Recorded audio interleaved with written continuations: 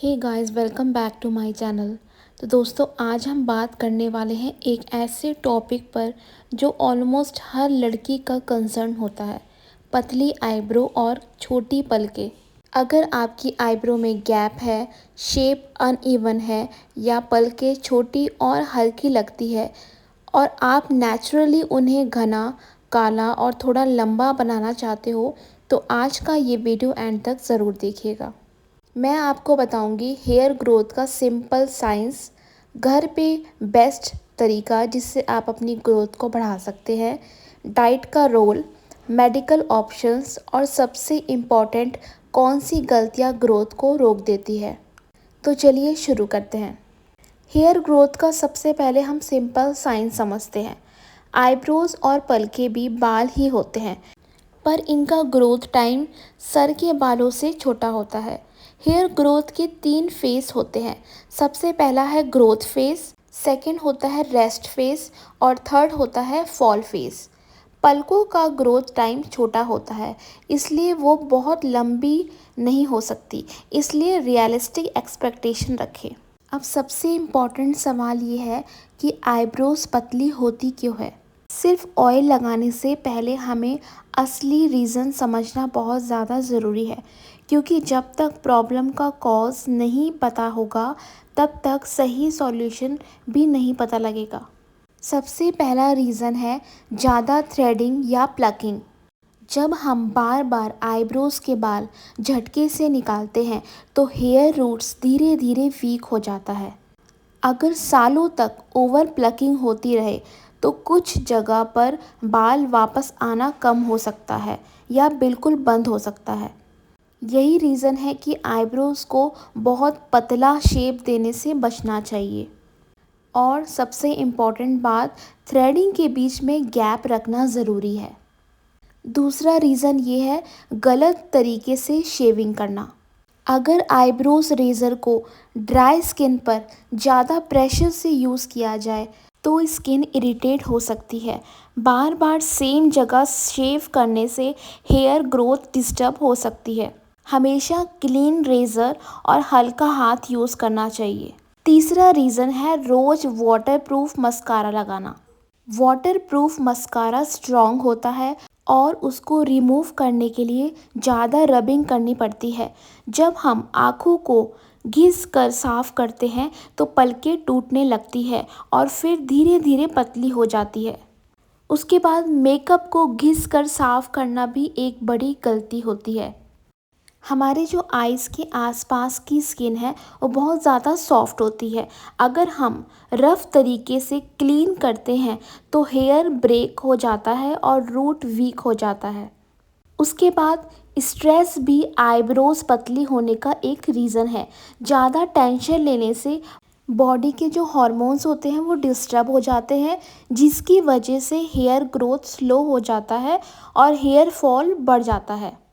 उसके बाद जो रीज़न आता है वो है आयरन डेफिशिएंसी, यानी खून की कमी भी एक आईब्रोज को पतला बना सकती है। जब बॉडी में आयरन कम होता है तो हेयर रूट्स तक प्रॉपर न्यूट्रिशन नहीं पहुंचता। इससे हेयर फॉल और थिनिंग हो सकता है। उसके बाद थायराइड प्रॉब्लम में भी आईब्रोज के बाल, स्पेशली आउटर कॉर्नर के बाल कम होने लगते हैं। अगर आपको वेट चेंज, थकान या मूड स्विंग्स के साथ आईब्रोज थिनिंग भी हो रहा है तो थायराइड टेस्ट ज़रूर करवाना चाहिए। उसके अलावा पीसीओएस में भी हार्मोन्स जो है हमारे इम्बैलेंस होते हैं, जिसकी वजह से हेयर फॉल, एक्ने और वेट गेन के साथ आईब्रोज थिनिंग भी हो सकती है। ऐसे केस में सिर्फ ऑयल लगाने से प्रॉब्लम सॉल्व नहीं होती, प्रॉपर ट्रीटमेंट लेना ज़रूरी होता है।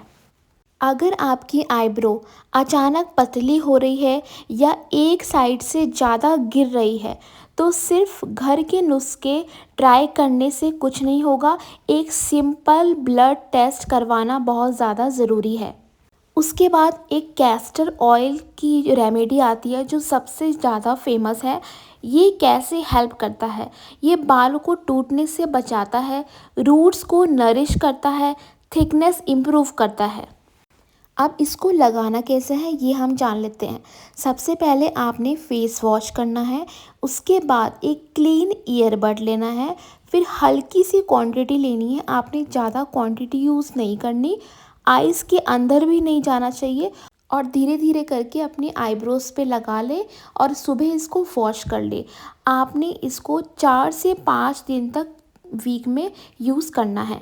आपको इसमें 6 से 8 वीक में फ़र्क दिख जाएगा अगर आप इसको रेगुलर कंसिस्टेंसी में यूज़ करते रहते हैं तो। उसके बाद आता है कोकोनट ऑयल। अगर आपको कैस्टर ऑयल हैवी लगता है या एक्ने प्रोन स्किन है तो कोकोनट ऑयल बेटर ऑप्शन है। ये बालों को सॉफ्ट करता है और ब्रेकेज कम करता है। उसके अलावा आप एलोवेरा जेल भी लगा सकते हैं। एलोवेरा जेल जो होता है वो हमारी जो आईब्रोज है उसको हाइड्रेशन देता है, रूट्स को हेल्दी रखता है। रात में एक थिन सी लेयर लगा सकते हैं आप। उसके बाद आता है ओनियन जूस। ओनियन जूस में सल्फ़र होता है जो आपके हेयर ग्रोथ करने में हेल्प करता है, लेकिन आइज़ के आसपास लगाने से बिल्कुल आपको जलन हो सकती है, तो बहुत ही आपने सावधानी से लगाना है। मैं पर्सनली लैशेस पर इसको रिकमेंड नहीं करती हूँ। उसके बाद सिर्फ ऑयल लगाने से रिज़ल्ट नहीं आएगा। अगर बॉडी में न्यूट्रिशन नहीं है तो अपनी डाइट में इंक्लूड करें प्रोटीन लाइक दाल, पनीर, अंडा। आयरन में आपने इंक्लूड करना है पालक, चुकंदर। उसके अलावा आपने ड्राई फ्रूट्स लेने हैं, seeds, flax seeds, chia seeds, fruits. पानी ज़्यादा पीना है। उसके बाद आपने आईब्रोज़ में मसाज भी करनी है रोज़ 2 से 3 मिनट सर्कुलर मोशन में। लाइट प्रेशर रखें और ऑयल के साथ या ऑयल के बिना भी कर सकते हैं, इससे ब्लड फ्लो इम्प्रूव होगा।